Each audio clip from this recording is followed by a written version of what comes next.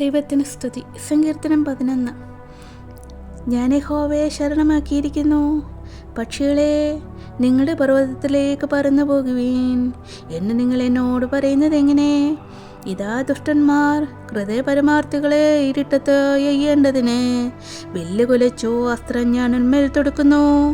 അടിസ്ഥാനങ്ങൾ മറിഞ്ഞു പോയാൽ നീതിമാൻ എന്തു ചെയ്യും? യഹോവ തൻ്റെ വിശുദ്ധ മന്ദിരത്തിലുണ്ട്.